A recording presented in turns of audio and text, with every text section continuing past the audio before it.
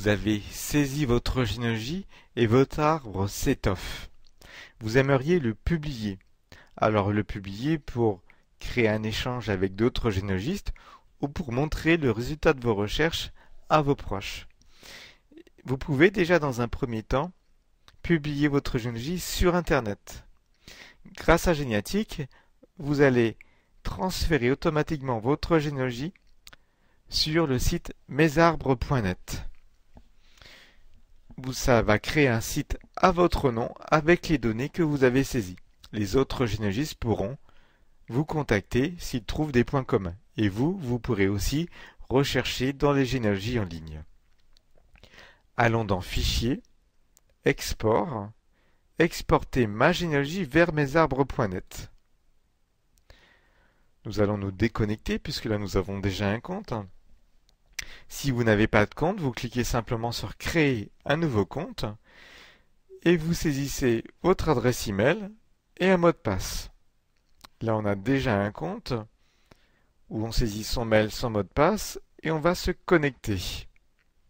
Dans un premier temps, le logiciel vous demande la façon dont vous voulez visualiser votre généalogie. Soit en mode privé, vous serez le seul à pouvoir la visualiser. En mode public, tous les visiteurs du site pourront visualiser la généalogie que vous avez transférée sur mesarbres.net. Mais même en mode public, vous pouvez limiter l'accès. Vous pouvez ici masquer les contemporains. Retournons dans Géniatique.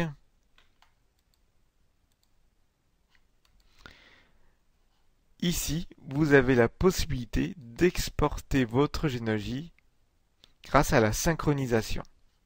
Synchronisez vos généalogies pour les consulter à partir d'une clé USB ou d'un CD-ROM.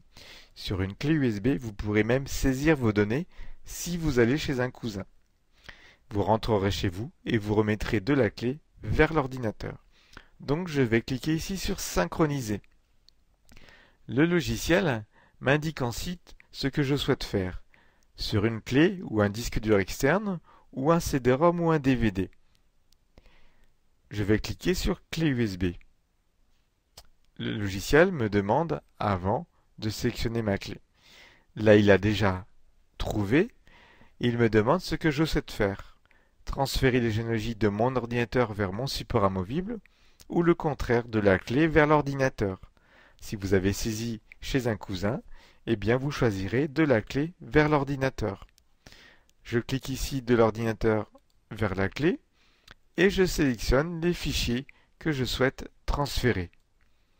Ici, je vais sélectionner le fichier démonstration et je vais cliquer sur copier. Le transfert s'effectue. Sur la clé, vous aurez le logiciel avec toutes les fonctions disponibles ainsi que la généalogie. Cela vous permettra de lancer le logiciel grâce au fichier launcher géniatique qui se trouvera à la racine de la clé et vous pourrez utiliser le logiciel depuis la clé USB. Donc, grâce à ces deux possibilités de publication sur Internet et de création d'un CD-ROM ou de transfert sur une clé USB, vous allez pouvoir échanger et partager votre généalogie.